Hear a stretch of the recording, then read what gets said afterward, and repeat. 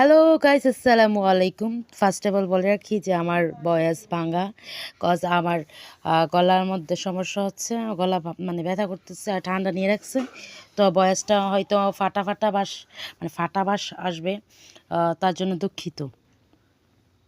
তো কালকে আপু আসছিল, হঠাৎ করে সারপ্রাইজ দিল আমাদেরকে। আমরা জানতাম না ওরা যে আসবে। তো হঠাৎ করে আসার পর রাত্রে বলতেছে যে আমার বাঘিনীর নাকি জন্মদিন আজকে। তো আজকে প্ল্যান কিছুই নাই।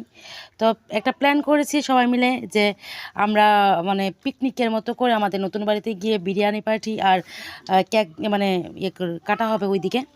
তো তার জন্য আর কি প্ল্যানটা বাস্তবায়ন করার জন্য সবাই কাজে লেগে গেলাম। তো কাজে লাগার আগে একটু খেলাধুলা করলাম ওদের সাথে। ওরা হেলিকপ্টার নিয়ে একটু মজা করতেছিল, আমিও একটু বের হয়ে গেলাম ওদের সাথে খেলার জন্য।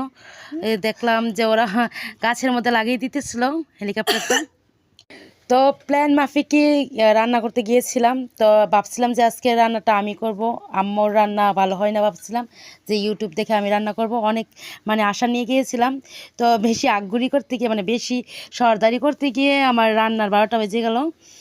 দেখুন রান্না করতেছি, তো রান্নাটা এতটাই বাজে হয়েছে যে আমি আর রান্নাটা দেখালাম না, পরে দেখাবো আপনাদেরকে।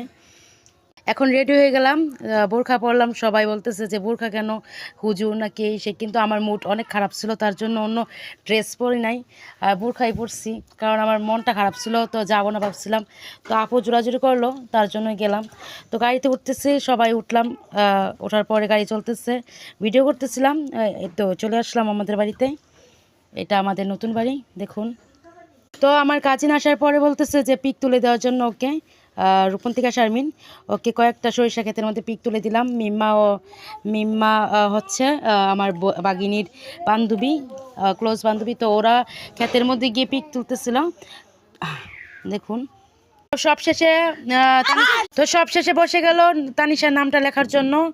তো রূপন্তিকা লিখতে শুরু করে দিয়েছে আর সবাই মিলে আড্ডা দিয়ে কথা বলতেছিলাম। তো আমার মামাতো বোন, মামাতো ভাইয়ের বউ, তারপর আমার কাজিন, ওরা সবাই মিলে আড্ডা দিতে দিতে এবং তানিশার বান্ধবী, ক্লোজ বান্ধবী মিম্মা সবাই, তারপর রাফি, রিফাত সবাই মিলে অনেক আড্ডা দিতেছিল।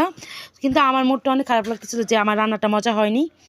আসলে মনটা যতই খারাপ হোক না কেন, বাচ্চা কাচ্চারা এত আনন্দ, এত খুশি দেখে আর সবার এত মানে উল্লাস দেখে আমার মনটা ভালো হয়ে গেছে। তখনই আমি এমন একটা মানুষ যে আমার যখন মানে হঠাৎই আনন্দ হয়, হঠাৎই দুঃখ হয়, এরকম আর কি। তো আমার মন খারাপ যতই থাকুক না কেন, বাচ্চারা আনন্দ দেখলে আমার ভালো লাগে অনেকটা। তো সর্বশেষ কেক কাটা হলো। বাই বাই, টাটা, আল্লাহ হাফেজ।